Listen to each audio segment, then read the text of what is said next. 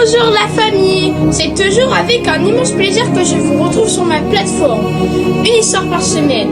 C'est le moment privilégié où je partage avec vous ma passion sur les histoires extraordinaires de la Bible. C'est parti. L'histoire que je vais vous raconter aujourd'hui s'intitule Daniel dans la fosse aux lions. Le chapitre de référence est Daniel chapitre 6. Dites-moi, et si votre foi était mise à l'épreuve au point de risquer vos vies?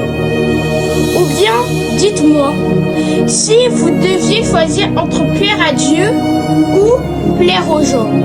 C'est le grand dilemme de Daniel. Peut-être avez-vous déjà entendu parler de l'histoire de Daniel dans la Bible. Eh bien, Daniel est un jeune homme qui a fait un choix radical, celui de rester fidèle à Dieu, quoi qu'il lui en coûte. Let's go! Daniel était un jeune juif, très sage, qui se distingue par son intelligence, son intégrité, son honnêteté et sa foi en Dieu. Il travaillait pour le roi Darius et il était très apprécié de lui parce qu'il travaillait avec diligence et il prenait ses responsabilités au sérieux. Cependant, vous conviendrez avec moi qu'il n'y a pas de société parfaite où tout le monde apprécie tout le monde. Et oui, notre éducation, les valeurs et la morale qu'on nous a inculquées et notre foi en Dieu peuvent faire la différence. Mais il y aura toujours des gens malveillants. Alors Daniel se retrouve dans un environnement où il y a des jaloux autour de lui. Ces derniers voulaient se débarrasser de lui. Ils ont donc fomenté une idée afin de piéger le roi Darius. Il connaît les habitudes de Daniel. Il savait que Daniel était dévoué à Dieu et qu'il priait tous les jours. Ils ont orchestré un plan, faire passer une loi, une interdiction de prier un autre Dieu que le roi Darius. Sinon, ce dernier serait jeté dans une fosse remplie de lions. La loi est proclamée, mais Daniel n'arrête pas de prier. Ce n'était pas le genre à cacher sa foi. Sans tenir compte de cette loi, il continue de prier 3 fois par jour. Résultat, il a été dénoncé par les vilains jaloux et il a été jeté dans la fosse aux lions. Le roi était triste car il aimait Daniel. Cependant, il ne pouvait pas annuler sa propre loi.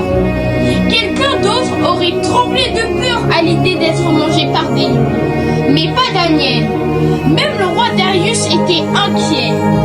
Le lendemain de la sentence, le roi s'empressa d'aller au petit matin à la fosse aux lions et cria « Daniel, Daniel, Daniel, ton Dieu t'a-t-il sauvé ?» Et là, surprise, Daniel était bien vivant.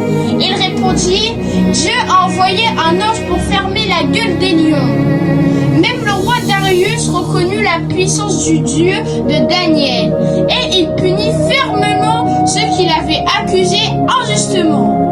Moralité: rester fidèle à ses convictions, même face au danger, est une force puissante. Daniel a fait preuve de courage en restant fidèle à sa foi malgré les menaces. Il a gardé sa confiance en Dieu et il a triomphé du pire. Sachons que nos convictions peuvent être dérangées, critiquées, même moquées, mais nous devons garder à l'esprit que ceux qui agissent avec droiture, sans céder à la pression des autres ou céder à la peur, finissent toujours par être justifiés.